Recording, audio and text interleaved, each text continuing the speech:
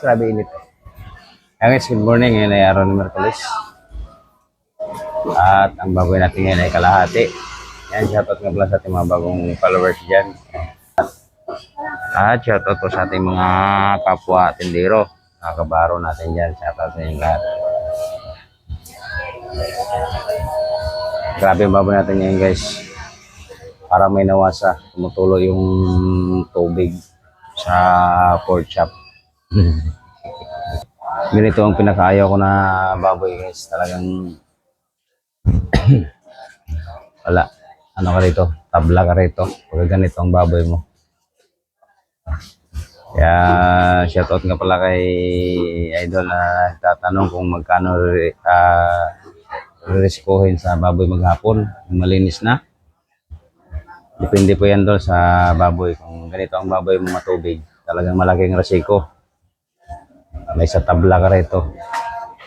Ikita ka man, makasakto lang pang pwesto kung magbabayad ka ng pwesto.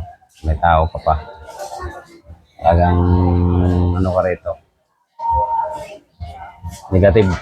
Ito guys, papakita ko sa inyo pagka ganito ang baboy nyo. Ayan o. Ayan yung pork chop. Tingnan nyo yung pork chop. Diba? Parang may tabay.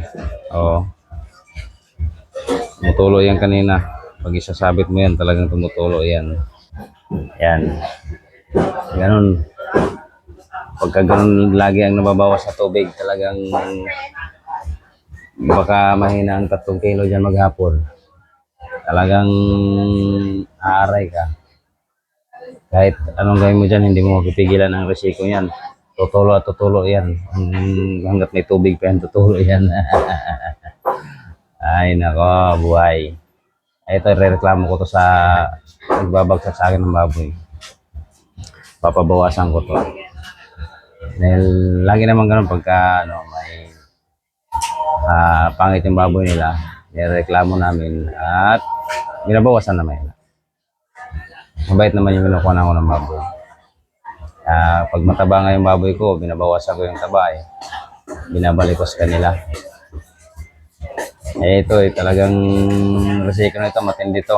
Pag ganyan na parang may tabay, maya ka punas, maya punas, kahit lagyan mo ng karton yan, basang-basa ang karton dyan.